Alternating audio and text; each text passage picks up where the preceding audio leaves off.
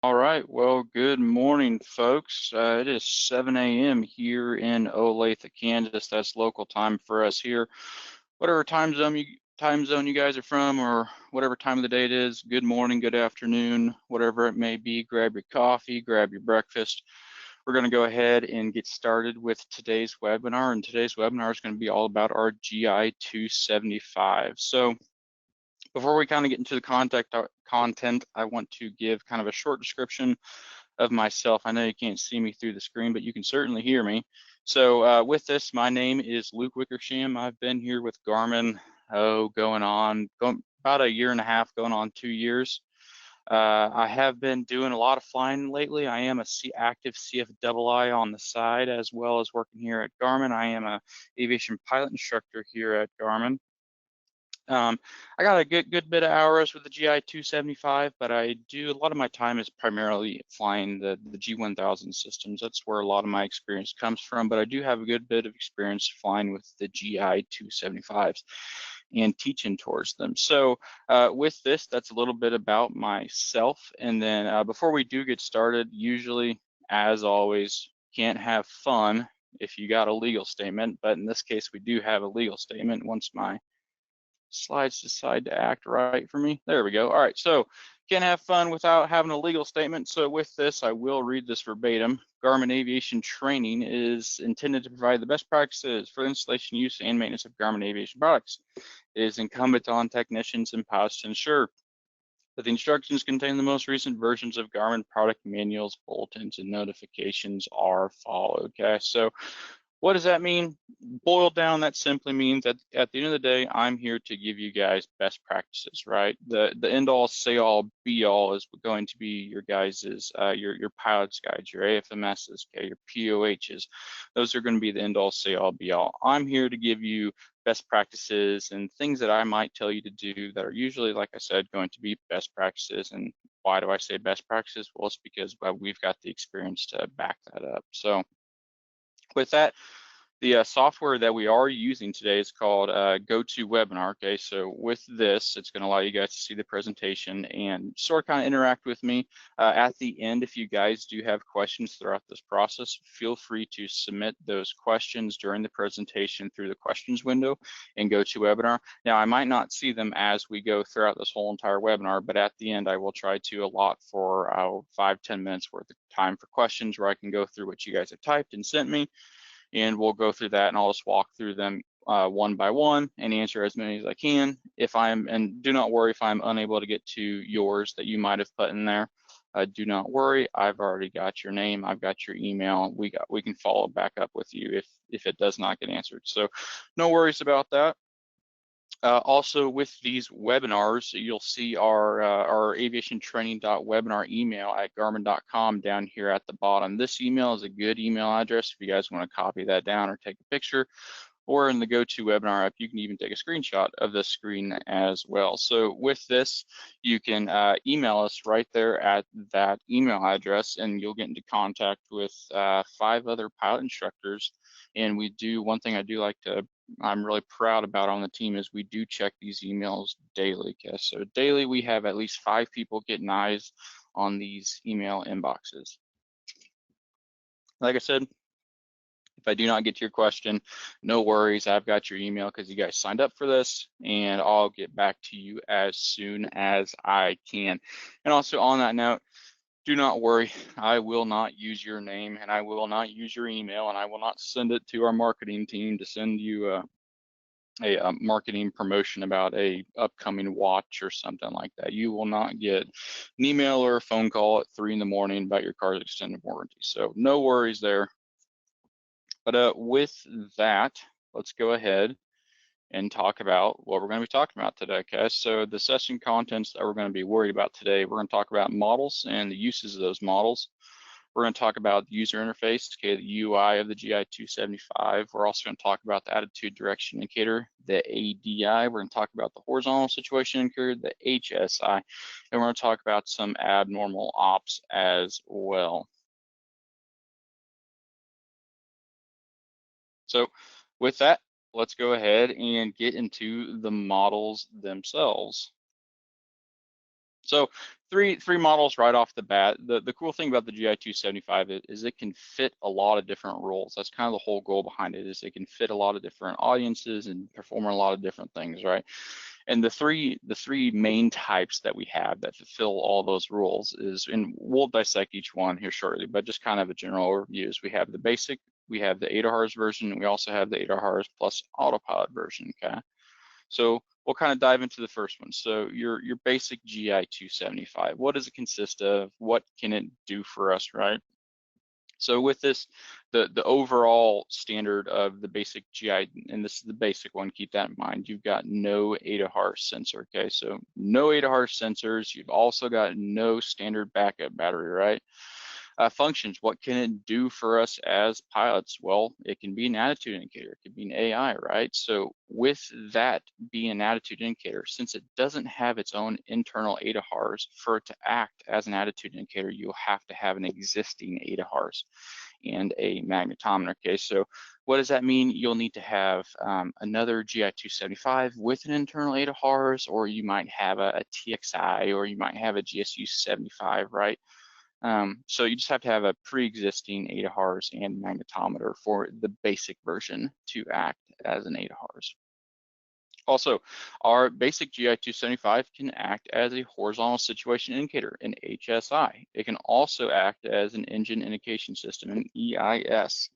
And it can also act as a multi-function display, an MFD. Okay, so don't think of this as it can act as a GTN, right? It can essentially do all MFD things, except you're not going to be able to do flight planning or things of that nature. But you can look at your map page, you can look at weather, you can look at terrain, you can check storm scope, radio altimeter, things of that nature you can do when you can look that up when you have the MFD version of your GI 275. Next is going to be our ADAHRS GI 275. So this one, the difference between this one versus the basic is it has its own internal ADAHRS sensors, okay? Pretty straightforward. So what functions can it perform for us? Well, it can be an attitude indicator. So it can be an AI, right? It can be, once again, a horizontal situation indicator, I mean HSI. It can, once again, be an EIS, an engine indication systems. It can also, once again, be an MFD, just like the basic one. So you can see map page, weather, terrain, storm scope, radio altimeter, just everything really essentially about flight planning. It can also be a primary PFD, since it now has its own built-in internal ADAHRS, right? Or it can, once again, be a standby GI 275 for like a TXI system or something of that nature. And also, with the built-in ADAHRS, it can run a Garmin GFC 500 or 600 autopilot.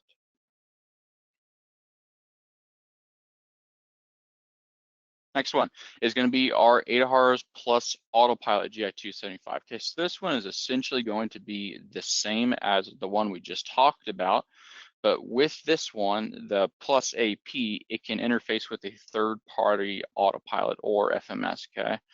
So once again, it can function as an attitude indicator or an HSI. It can function as an EIS, engine indication system. Once again, it can also be an MFD as well, multifunction display. And once again, it can be primary or standby, depending on how you have it set up. Either one of those, it will work. But the biggest one with this one is it can interface with third-party autopilots. So this is kind of the last of the three models, the ADAHRS plus autopilot GI 275. All right, so let's talk about the user interface kind of as a general overview for us pilots. So with this, you'll see a lot of the Garmin logic is pretty standard throughout all of our products, right? Especially if we have a touchscreen, we will most likely always have a dual concentric knob, okay? Dual concentric knob is going to be this guy right here. We've got an inner knob and an outer knob, okay? I like to call them the big knob and small knob. That's usually the easiest way folks will remember. Big knob, small knob, pretty simple, right? So with this, the outer knob can function, basically it's going to change your pages. It's going to change, basically when you have your menu pulled up, you can cycle between which menu you're looking at, okay, so menu navigation. Your inner knob, this is the special one. It's going to change for each page, okay? It can perform different functions such as if you're on the map MFD, right, and you move your small, so your inner FMS knob, this one right here, that will change the zoom level. If you had your GI 275 set up as an let's say it's an HSI, the default for you moving that inner concentric knob is going to change your heading. Versus when you see up here on the screen, you'll see we have it set up as an attitude direction indicator, so an ADI. This is going to default when you move that inner concentric knob. It's going to default to changing your baro, okay? So it's going to default to be changing your baro setting right there. So once again, inner knob, it varies for each page, but relatively straightforward. Next, some more things on our dual concentric knob. So pressing the knob, different functions. If you do a short press can mean enter. So in this case, if I wanted to look at the options, I know I'm doing the options because I see options is highlighted in a cyan text right there, or text or box is a better thing to say right there. And if I know if I clicked in on that short press or that inner concentric knob, it would pull up the options page for the ADI. Now, could you simply touch the options button with your finger? You absolutely could, right? So short press will also, it'll go to standard baro as well in the ADI format, right? So if you're just flying along and you touch that, your inner concentric knob, it will go straight to standard baro. As well as if let's say you have you're set up as an HSI, your GI 275 is now an HSI, it will be able to like sync your heading, but that's an awesome feature the GI 275 can do. So on that note, the experience I have flying with the GI 275, teaching students with it, is sometimes it's quite easy for them to accidentally bump the inner concentric knob, and they might press the inner concentric knob. So that is one thing to keep in mind. So if you're flying a specific heading and you had your next heading bugged and you press it, it would sync your heading. If you're in this case set up to be an ADI, it'll go to standard baro. So with that, keep in mind if you are running autopilot and you're actively using autopilot and you change it to standard baro, it might cause your system to climb and or descend, right? Because you're changing the baro setting. That is one thing. Next, a long press of the inner concentric knob. This is going to get you menu access, and or it's going to simply clear everything out. So what do I mean by clear everything out? Well, it'll simply, let's say you're layers and layers deep within the menu pages, right? Garmin is fantastic because there's 10 different ways to do one things, but there's always ways to get back to a familiar page. That is what I love, and that is what I love to preach to, is have a function, have a button that you can press that'll always take you back to a familiar page. In this case, if you were to long press, and I mean press and hold that inner concentric knob, it would essentially clear you out of all your menu pages and take you back to what you started at. So in this case, if I was deep in the options menu of this ADI, I could simply press and hold that inner concentric knob of the GI 275, and it would take me back to my standard ADI. I wouldn't be in those option pages anymore. Next, so with this does come from your pilot's guide. So everything that I'm saying, you'll notice is awfully familiar, because as good pilots, what do? We read the pilot's guide, right? Now, as tough as that is to say, everything that I am talking about does come from your guys' pilot's guide. So such as this, right? So this is just going to kind of describe how this touch screen works, right? And the best way that I can boil this down for everybody here is that it's going to function just like your smartphone does, okay? You have touch actions, you have touch and hold actions, you have swipe, scroll, pinch, and stretch. And sorry, I was getting a drink of water there. So with this, the swipe action, that can do many things, whether you swipe up, whether you swipe down, whether you swipe left or right. And we'll kind of get into those pro tips that I've come to find out flying with the GI 275. All right, so some shortcuts, okay? So remember how we could press and hold the inner concentric knob to bring up our menu access, right? Well, on any page of our GI 275, whether it's ADI, HSI, or let's say it's set up as an EIS or it's set up as an MFD, you could swipe up from the bottom. So in this case, you'd simply just take your finger and start from the bottom and swipe up, and it will give you access to the menu, just as if you were to press and hold the inner concentric knob. Also, if you hold the back button, it'll clear out of all your menus. So also with the long press of the inner concentric knob, remember how it will get rid of all those pages, it'll take you back to what you started at, right? Well, you can also do the same exact thing by holding this back button right here. So that will do the same exact thing. If you are layers upon layers deep inside of this GI 275, and you just like, oh, I'm lost, I want to get back to where I started, you can simply press and hold that back button, and it'll take you back to where you started. Okay, so whether it's HSI, it'll take you back to that HSI view.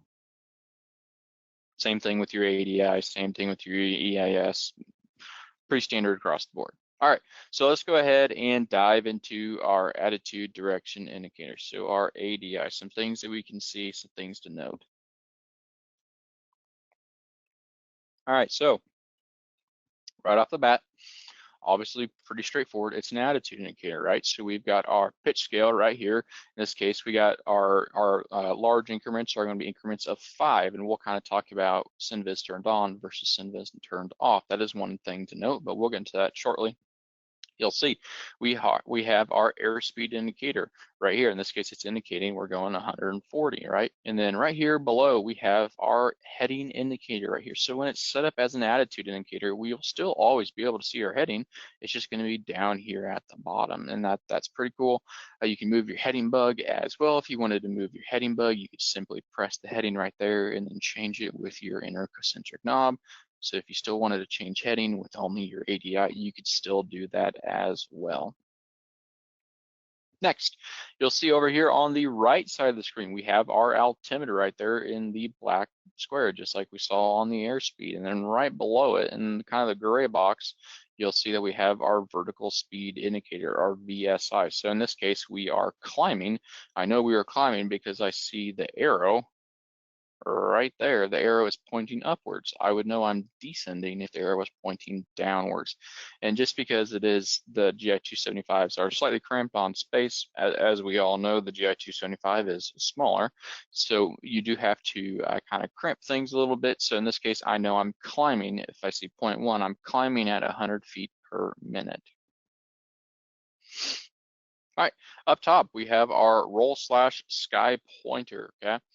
And then we have our roll scale. Our roll scale is going to be this arc on the top. That's going to be telling us how much we're rolling left or how much we're rolling right. If you want to say bank left, bank right, same concept. It's going to show us whether we're banking or rolling 10 degrees to the left, banking or rolling 10 degrees to the right. That's how we're going to know. Below it, you'll see we have a slip skid indicator right there, and I'll zoom in for you as well. You'll see right there that trapezoid. Okay, now above it you'll see the triangle, but you'll see a trapezoid right there. So it is the same concept, the same mnemonic that we were taught as student pilots, and I teach my student pilots is, hey, you know, step on the ball, stay coordinated. In this case, it's step on the bar. It's the same exact concept. You know, if it's to the right, I know that I need a right rudder. Pretty typical, right? You used to hear your instructor saying right rudder, right rudder, right? So step on the ball, step on the bar, same concept. Then our pitch scale. Once again, our pitch scale is going to be spanning this whole entire screen with synthetic vision turned on. The large increments are going to be in increments of 5, just because it's more in depth. On the right side, you'll see our zero pitch line. Okay, our zero pitch line is going to span the whole entire screen. It's going to be this white line spanning the whole entire screen. Now, if you're cruising along and you're curious, why is my aircraft symbol, why is it not perfectly at the zero pitch line? That's kind of confusing. Well, I've never personally flown an aircraft that was perfectly holding the zero pitch line and holding altitude, cruising at the altitude that I hold it.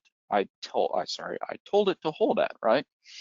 And the reason why that is because weight and balance, right? Your weight and your balance of your aircraft is always changing. So you might cruise at 1.25 degrees up. You might cruise at half a degree up, right? It just depends, and it varies airplane to airplane to airplane. So that is one often misunderstood, but that is the reason behind that. Our aircraft wingtips are going to be these yellow squares slash pointers right here, each side. So these are going to symbolize simply our aircraft wingtips, pretty straightforward. Our aircraft symbol is going to be this yellow chevron right here, not the magenta chevron. The magenta chevron is our flight director, but our aircraft symbol is going to be the yellow chevron below the magenta chevron, which the magenta one is our flight director. You'll also see there is a green circle. I'll zoom in for you folks right there to see it. That kind of green circle with a tick mark on the top. There is tick marks to the right and to the left that is hidden by the aircraft signal and the flight director herself. But there are 3 tick marks on that flight path marker. One of my favorite tools of any Garmin system essentially is your flight path marker and your ground track indicator on your HSI. Those are 2 of my favorite tools to utilize throughout this whole entire system. It's fantastic for shooting approaches in a stiff crosswind, or it's just fantastic to use as a teaching instrument for your kids to learn, hey, what is ground track versus what is heading? How do you fix your aircraft's heading to maintain a current track across ground? That stuff like that is fantastic tools for flying, shooting approaches, as well as instruction. And with this, the overall description of a flight path marker is it's going to show us our projected path basically across the screen, okay? So whatever you are currently doing in that aircraft, in this case, if you're flying at 140 knots and you're climbing at 100 feet, if you continue to do exactly what you are doing, you will be going exactly where that flight path marker is telling you you're going, okay? It's a projected path of exactly where you're going. Now, our attitude indicator with this, some more things. Up top, you'll notice in the red square, I kind of blew that image up here in the middle. We will see these little tiny planes right here. So those little tiny planes, those are pretty cool. Those will actively calculate a standard rate turn for us, okay? With this, so it does depend on the speed. So up to 200 knots indicated, it will correctly indicate exactly what you need to be banking at and or rolling at to turn at a standard rate. Once you get up to 200 indicated, if you guys are cool enough to be flying a plane fast enough to be indicating at 200, it will stay at, those little aircraft will stay at 30 degrees roll. And then once again, you have your slip skid indicator right below, and you'll see in the depiction right here, right there, we are perfectly coordinated. And right over here, based off this depiction, we need a little bit more right rudder. Next, the pitch scale. I kind of talked about this earlier, but let's kind of dive into it a little bit more. So the pitch scale, it will change whether you have synthetic vision turned on or off. And the best way to describe it is, well, why do I see the pitch scale change versus with synthetic vision off versus with it on? And the best way to describe it is that it's more finite, it's more detailed, right? Synthetic vision is a very detailed tool that you can use with these GI 275s. And the biggest change with the pitch scale is you'll notice how when synthetic vision is turned on, like this GI 275 here on the right, you'll see that our pitch scale changes, the large scales are in 5-degree increments, versus over here, it's indicated at 10-degree increments, okay? So that is one thing to keep in mind, whether you love synthetic vision and like to fly with it, or even if you just like to fly with the old school blue over brown. Nothing wrong with that at all. To each their own, right? You just keep in mind there will be that pitch scale change. All right, so some airspeed indications, and you'll notice this image looks awfully familiar. This is from your pilot's guide, all right? So we shall have an indicated airspeed, kind of like we talked about earlier. Right here in this case, we're indicating 80 knots. And then you'll see our speed scale. Speed scale is going to be spanning up and down. It's the whole entire screen on the left side.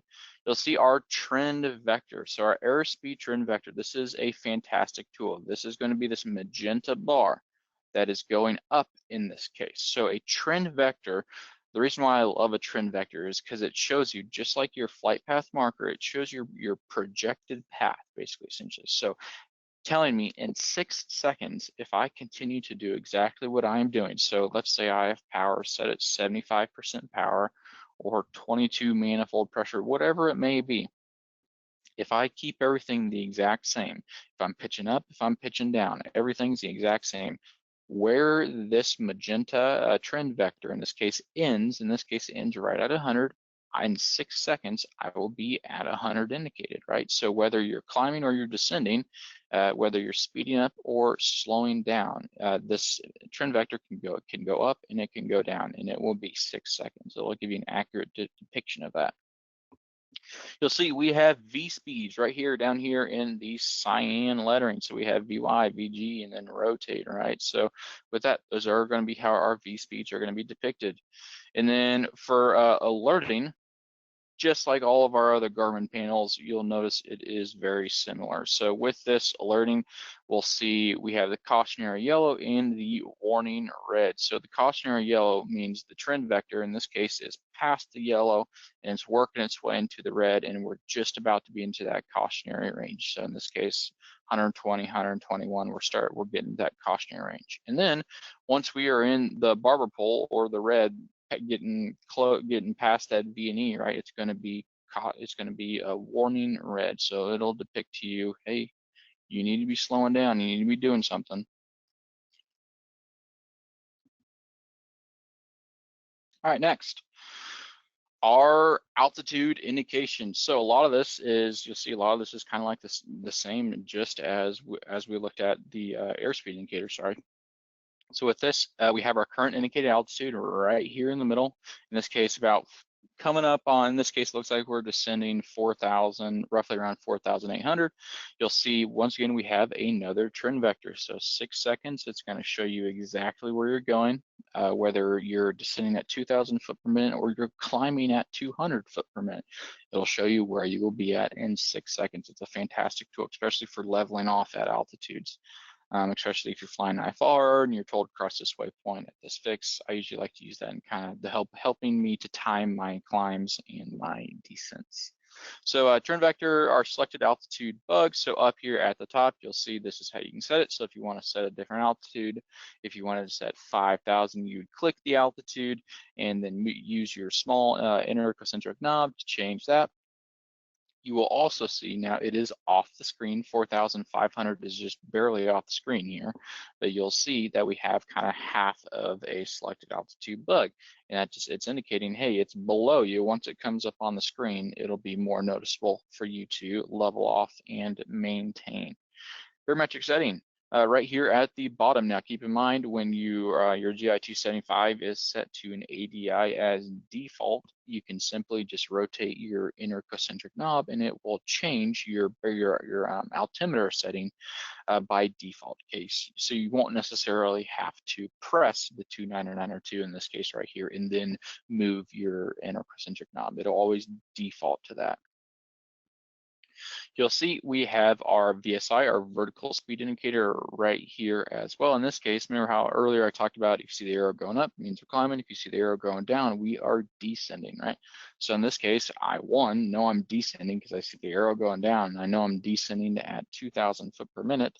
I also see that my trend vector right here is going down, and it's going down at a pretty stiff rate, right? So there's a lot of indications to tell me that I am descending.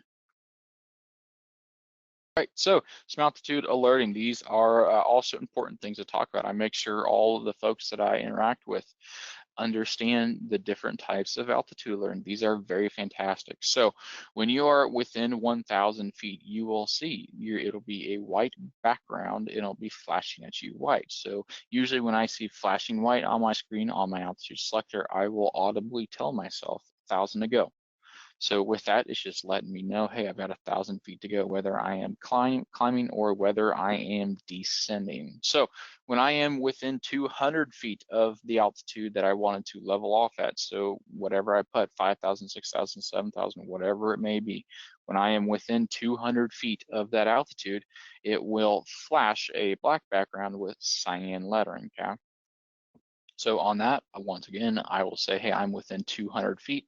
And what this is if I am climbing, or this is if I'm descending. It's for both. It'll work just the same. Now, the one on the right, this is when you are within a deviation within plus or minus 200 feet. So what does that mean?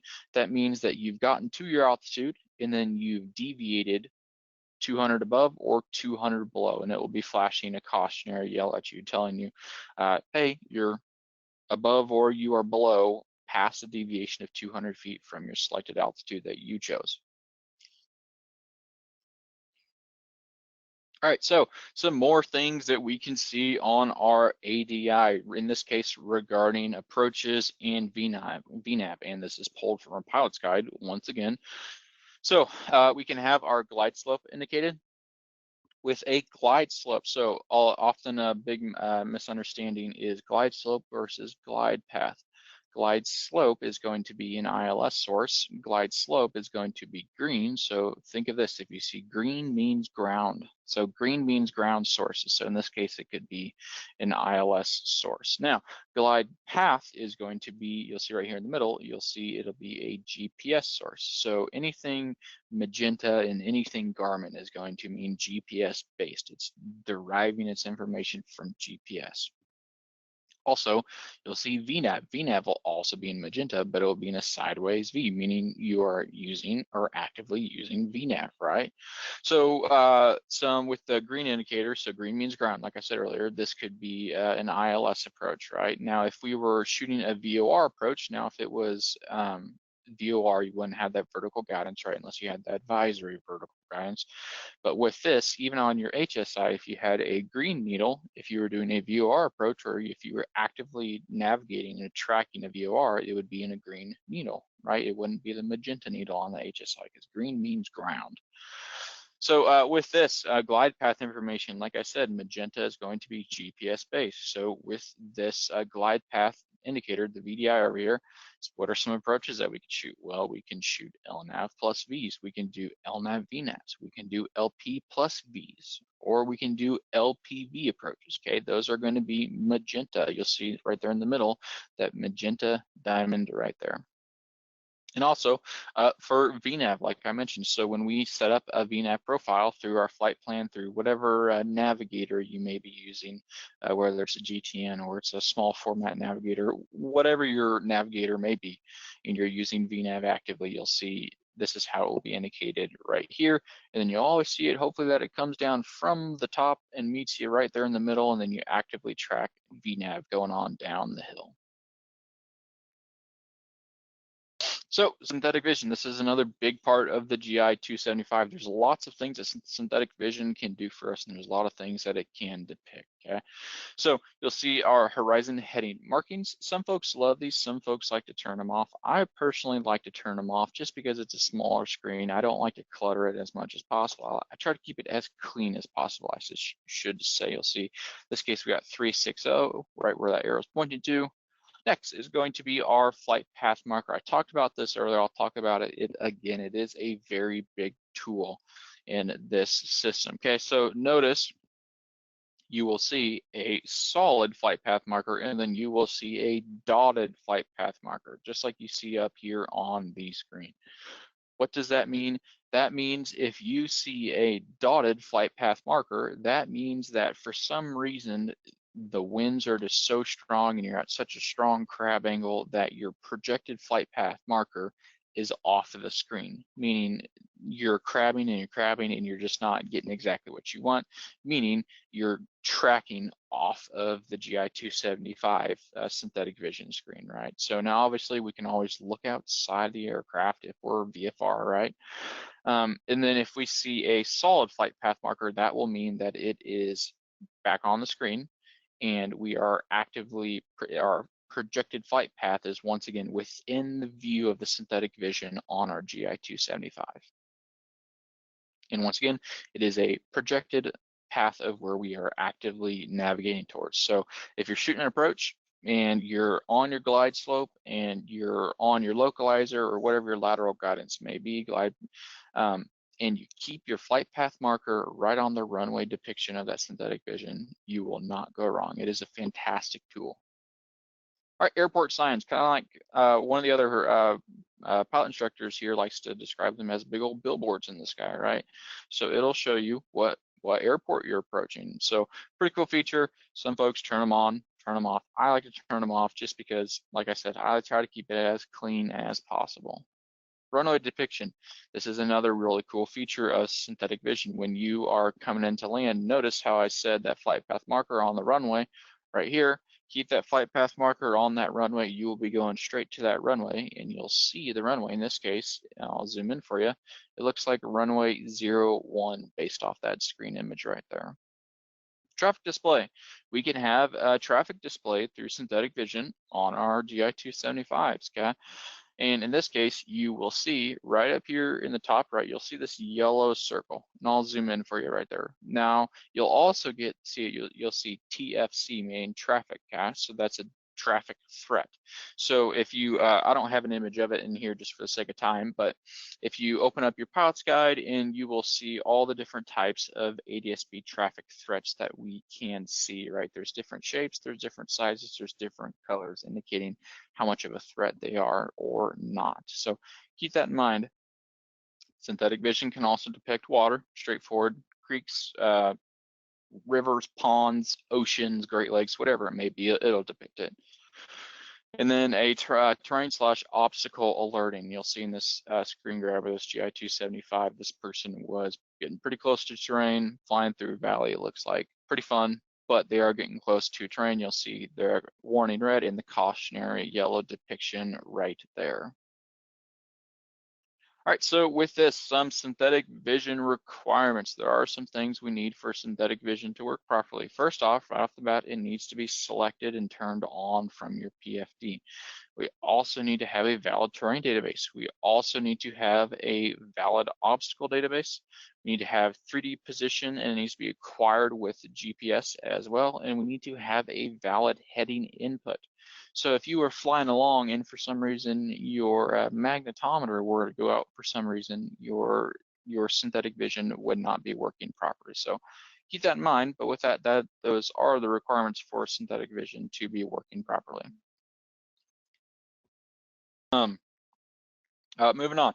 So kind of some pilot tips sprinkled in here as we go. If you are transitioning from a traditional 6-pack to a GI 275, I always like to recommend keeping the same instrument scan, because the cool thing about the GI 275 is you can keep that old school retro look in your aircraft, whatever it may be, keep those the round dial look, but you can now have the features of new updated PFDs and get all that cool information, right? But as far as your instrument scan, keep it the same, okay? With everything now being in one instrument, your eyes are going to be moving way less. Instead of you having to move, probably a hand's length up, down, left, and right, it's now all going to be on one screen. Now, you're still going to be making the same motion of the instrument scan. It's just your eyes are going to be moving much less, okay? And you'll also notice transitioning from a traditional 6-pack to moving to a GI 275, you'll notice that basically your instrument scan is it might change a little bit over time, but it's going to naturally evolve, okay? It's going to get faster, it's going to be quicker for you. You're going to see different colors, mean different things, but over time, the more you fly it, it'll become more familiar to yourself. Now, instrument scans, some folks love to do different things. I know I like to do the instrument T scan. I prefer to do, let me get this out, there we go. I prefer to do this type of instrument scan, the T scan, okay? So I always start in the middle. I start with my attitude indicator, and I work my way left.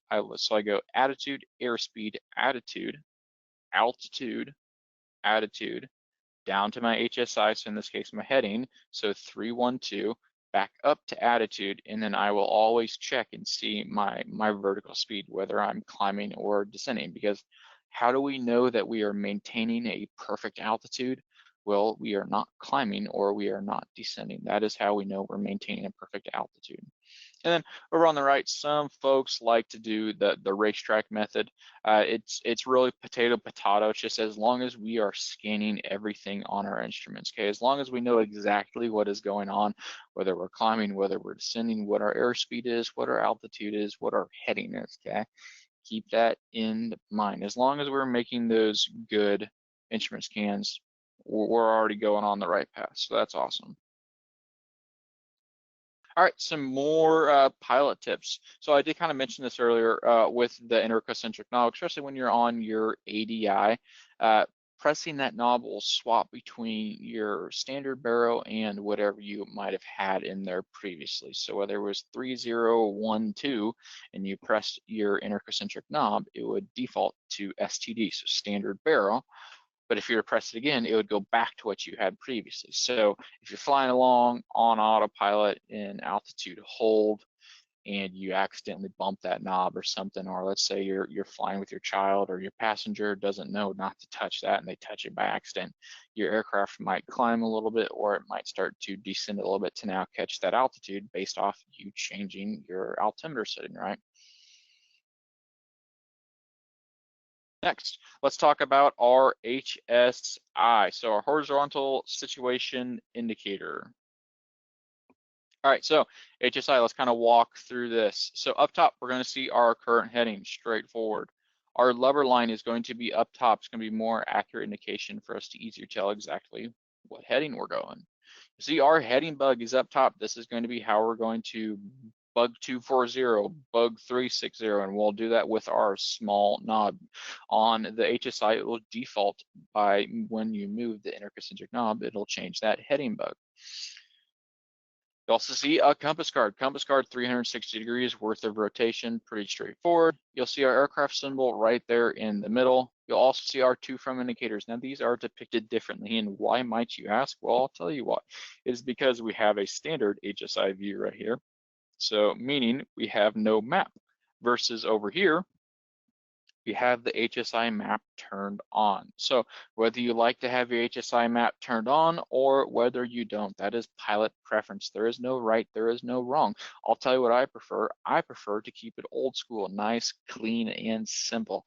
If I have a display to display my map, or if I have an MFD that can display my map, that is how I will do. I always keep my HSI as clean as possible. Now that's just me personally. That's how Luke flies, all right? That's not how you may fly. It's whatever you want. But the to from indicator on your standard HSI view is going to be up here on the top, and then from would be indicated down here on your standard HSI in that little blank space right there. Now, the to from indicator, when you have your HSI map turned on, that triangle, I'll zoom in for you, that triangle right there will simply be flipped up and down. In this case, we're going to a waypoint. So if I were to see that magenta triangle right there pointing down, that would mean I'm from the waypoint. Deviation scale. They both mean the same thing, whether we're half deflection, full deflection left, or half or full deflection to the right of our course. They're just indicated, in this case, standard HSI. This is how it's indicated right here, a little bit larger, a little bit cleaner. And then now with the HSI map turned on, it is kind of pushed down here, down to the middle, but whether this to from indicator moves to the left or to the right, that'll indicate whether you are left or right of your original course. Course finder, up top, this is going to be pointing where our course is. CDI needle, this is going to move left or right. It's going to indicate whether we are left or right of our course. Some nav sources that we can have. We can have GPS1, we can have GPS2, VUR1, VUR2, LOC1, or LOC2, and that's where they will be. Sorry, let me go back. That's where they will be indicated in the top left of the standard and in the bottom left of the map, the HSI map. Right, so GPS levels of service. These are very important to know of, especially when you're shooting an approach. If you're shooting an LPV approach, I want to see LPV, right? So that's one thing to keep in mind. You'll see oceanic, en route, terminal approach, LNAV, LNAV plus V, LPV, LNAV, ENAV, LP, localized performance, LP plus V. You'll see 1 nautical mile and 0.3 nautical mile, right? So that's where you'll see your GPS level of service right there. Next, our vertical guidance, guys. So whether it is a glide path, whether it is a glide slope, whether it is you're using VNAV, that's where it will be depicted right there in your VDI. CDI source selection. This is how we're going to change from GPS1 to GPS2 or GPS1 to VUR1. You will press that CDI key and you'll be able to select which source you want to actively track and navigate. Now, the HSI auto slew feature, this is a pretty cool feature, and this is within our GI 275. So this is awesome when shooting approaches. So what is HSI auto slew going to do for us? It'll automatically slew your nav course pointer to the correct final approach course for ILS approaches, low approaches, low back courses, LDAs, and SDF approaches when, now keep these in mind, your approach is active in the navigator. The approach frequency is active. It's the active frequency in your navigator, right? So it's not in the standby, it's in the active. And your CDI selection is selected to your nav course pointer, right? So let's say you're going GPS to the initial approach fix to shoot an ILS approach. Once you are actively navigating to that IAF on that ILS approach and you switch over to green needles, this correct inbound course will already be slewed for you. So you won't have to be changing your course. Pretty cool feature. All right, HSI auto switch feature. This is going to go along the same line. So what is this going to do for us? It's automatically going to switch our CDI outputs from GPS to VLOC for localizer or ILS approaches. I'll use that same example once again. If you're going to an IAF to shoot an ILS approach via the GPS, right? So you're going magenta needle to an IAF, you go to the IF and you proceed inbound. Once the final approach fix becomes the final approach fix of that ILS approach becomes the active waypoint, your system will automatically switch for you from magenta to now green needles. Okay, so you're now referencing that LOC, that raw data. You're getting that glide slope as well. This is a fantastic feature. But the one thing I will always, always, always, always tell pilots is if you're ever sitting there and you're wondering, why is it not switched? Why is it not switched? Why is it not switched? If you've said that to yourself, if you had to say that once to yourself, be a pilot and switch the sources manually. Okay, that's beautiful thing about being a pilot is we can always be a pilot and do everything manual, right? That's why we learn the way that we learn. That's why we teach the way that we teach, okay? So we can still do things manually, okay?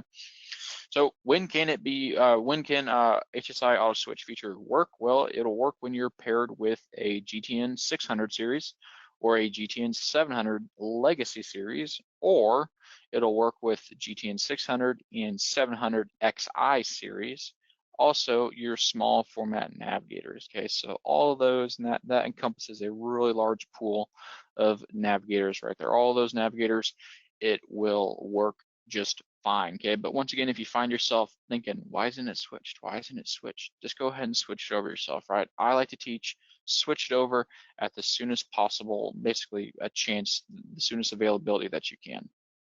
So with that, the setting must be enabled as well. That's often overlooked. So that's going to be what's called your ILS CDI capture, and that will be done through your navigator.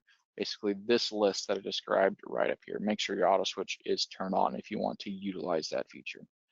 So your HSI, some things that we can see. We can see our active waypoint is going to be right there. In this case, our active waypoint is runway 31. See our GPS distance. In this case, it is 14.7. Our heading in this case is 312. Keep in mind, once you are in your HSI, it will default to your heading bug. Okay, so you won't necessarily have to press this heading button right here and then move your inner concentric knob. You can simply just move your small knob right here. Just move your small knob and it will change your heading bug for you as well. You'll see we have our ETE, so estimated time en route to our next waypoint, in this case 6 minutes and 5 seconds. And then you'll see our course right down here as well, and you'll see our CDI key right there in the middle.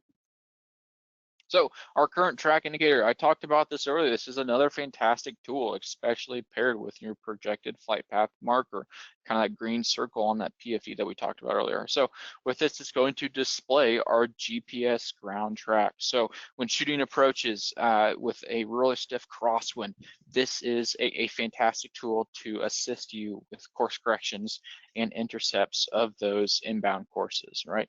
So in this case, I'll see that my CDI needle is off to my left, meaning I'm to the right of my course and I need to make a left turn to center that needle back up. And if I got a really stiff crosswind, I'll see Here's my ground track indicator. It's going to be that magenta diamond right there. I'll go ahead and get that magenta diamond somewhere over here on like a heading of 270 or 300, somewhere in between there, to get my ground track back over that inbound course. And the goal is to have everything centered. You got your course pointer centered, your CDI needle is centered, and then you've got your heading bug synced up top, and then your ground track indicator is right in the middle of everything, kind of like it is right here, but a little bit more to the left. So that's the goal, everything to be centered, nice, neat, and pretty. All right, bearing pointers.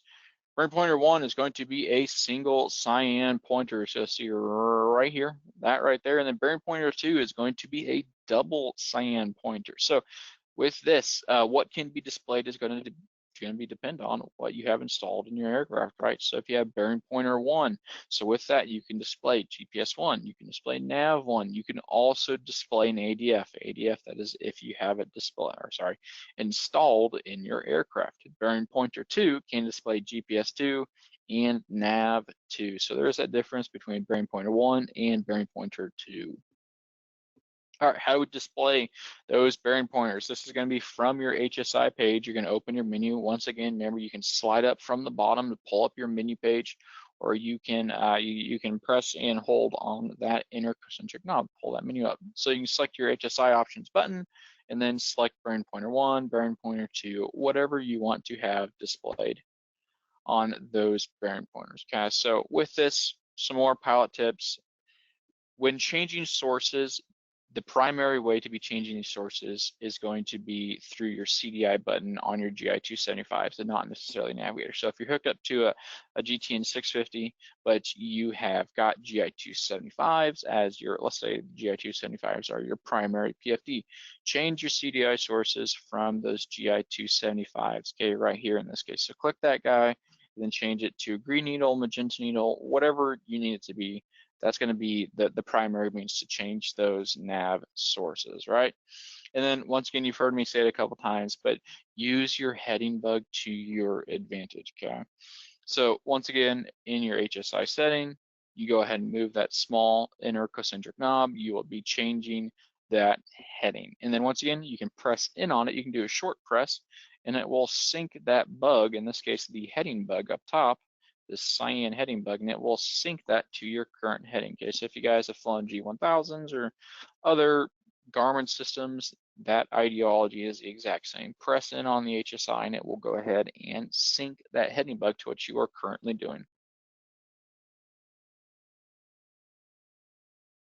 All right, some more tips. So when you're using the HSI map, course alignment is no longer in the middle, like we talked about with the standard HSI, but is now replaced down here at the bottom. So if I see that this triangle is to the left, somewhere over here, that means I'm to the right of my course. And I need to make a left turn to get right back on course. Vice versa, if I'm on the right, if it's to the right, meaning I'm to the left, I need to make that right turn, okay? And then GPS scaling is also shown on our GI 275, so keep this in your instrument scan, right? So if I'm shooting an LPV approach, I want to see LPV right there. If I'm using GPS, I want to see GPS right there. If I don't see those there, especially while I'm shooting an LPV approach, I know something bigger has gone wrong, and I'll need to essentially dissect the situation from there and go from there. Let's go ahead and talk some abnormal operations to go ahead and finish up this hour webinar here in the morning. So get into it with the GI 275s. So with this unusual attitude. So what is an unusual attitude? Well, in this case, according to the GI 275, it is when you are in a pitch that is above 30 degrees or you are in a pitch that is below 20 degrees, okay? Now, as far as banks, it is when you're in a bank that is greater than 65 degrees.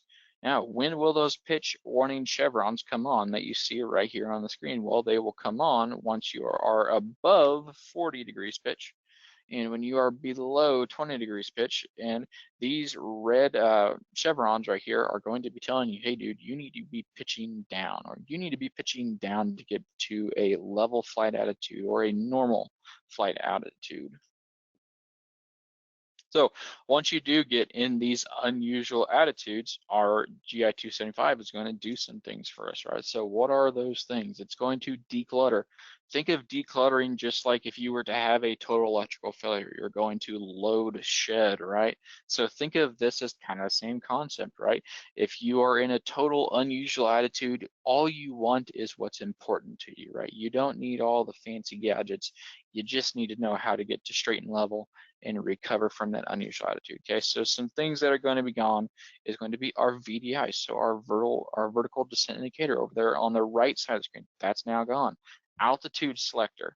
Notice how our altitude selector is now gone. Okay, our standard rate turn indicators, those little planes that were up top on the roll indicator, those are now gone. Barrel setting is also gone down there as well. And then GPS/nav status, that's now going to be gone as well.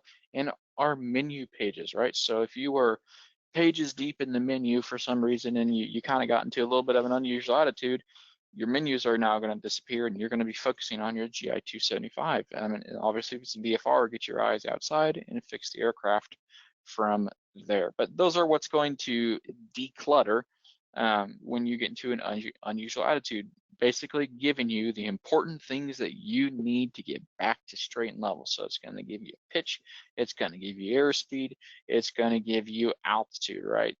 And it's also going to give you your VSI, your vertical speed indicator right there. In this case, it looks like this person is descending at 4,600 feet per minute. So that's a pretty stiff rate. But with that, I know I need to pitch up, get that air, pitch up, get back up straight and level, and most likely add power, get that speed back up once I am straight and level. All right, so sensor failures as well. So with this is pretty standard. You will see red X's on your GI 275 when you are in an ADI, right? So depending on where the red X's are, that'll tell you what you know has failed, right? So if let's say I have an AHARS failure, right? So the middle of the screen going down would be failed with those red X's, right? So if I have an AHARS failure, I'm going to be losing my attitude. I'm going to be losing my heading and my heading system, right? So attitude heading reference system, that's the AHARS, okay? So essentially everything in the middle and going down, that will now have red X's. If you see those are gone, but you see airspeed and altitude is still working perfectly fine, that is a good indication that you have an AHARS failure. Then if you see X's on airspeed and altitude, you'll know you have an ADC fail, right? So with an ADC failure, you'll lose your airspeed, your altitude, your outside air temperature as well, and then true airspeed. You'll lose true airspeed as well if you were to have an ADC, right? An air data computer fail. All right, if we were to have a heading fail, there's a couple things our GI 275 can do for us, right? So this is from your pilot's guide. With this, there's quite a few things that can happen. So let's say if at the bottom of our ADI when heading has failed with GPS, we'll still get a GPS ground track. If we've lost everything, so no GPS and our heading's no longer working, magnetometer's not working, we're getting a total X, okay? Over here, top of the HSI, when heading has failed with GPS, we'll get that GPS ground track at 354, just like this. That's how it should be indicated on the top. And then once again, if we lose everything, you'll see that's going to go black. Heading is gone. It's not going to be there. All right, so if we have an altitude failure, okay, so altitude fail, where it's going to auto revert to GSL, okay, so what is GSL? It's a geometric sea level, okay? So and this goes into very great depths into your pilot's guide as well as to what this is. And basically what it is, it's in the event of you lose all of your air data, so static sources failing, but you still have GPS available. Your ADI can display your GSL, which in this case is your drawn blank right there. Geometric sea level, sorry about that. Altitude, and it can be used as a backup altitude source. So you'll know you're in GSL when your altitude all of a sudden goes to magenta. So it will auto revert to that and it will still give you an accurate indication as to what your altitude is. Now, if you are using a standby ADAHARS, okay, so if your GI 275 is interfaced properly, your GI 275 can act as a standby ADAHARS for a TXI flight display. Now, that is if your GI 275 has the ADAHARS itself, okay, so this allows the PIC to go ahead and move on using the PFD, but you're now using the AHARS from your standby GI 275. And you'll notice, you'll see right here, standby AHARS, standby ADC, and you'll also notice there'll be an indication right there on your GI2, sorry, your TXI right there, right? So with this, it does require a TXI software version 3.11 or higher, or GI275 software 2.11 or higher. So just kind of a more blown up picture right there. You'll see, once again, it can act as a standby ADC or AHARS, and you'll see it'll be noted right there.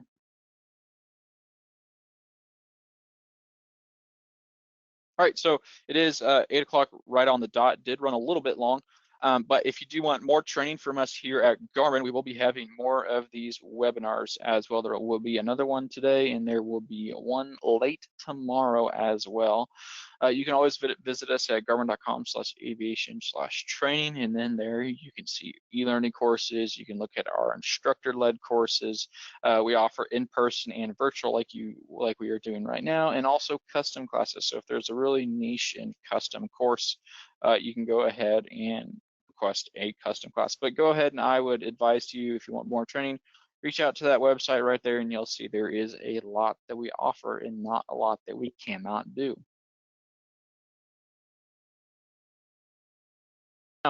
Once again, it's now 8:01, so in the questions that were asked in the questions window, I will be working through those today and get back to you guys through that email that you see on the screen. But if you do have more questions, or if you want to ask more questions of any nature, you can reach out to us at aviationtraining.webinar@garmin.com. That is one way to reach out to us and ask us all the questions you may have. And I always like to tell folks, don't be afraid to ask your questions you might have. We are always happy to help, and we help as much as we can. But with that, that is all I've got for you guys today for this 1-hour webinar. Once again, my name was Luke. Thank you for attending, and I do appreciate your time, and I will go through those questions and reach out to each and every one of you that asked a particular question. But with that, thank you so much for attending. Have a lovely rest of your day, whatever time of the day it might be, wherever you're from, but have a lovely rest of your day. I'll see you around, and safe flying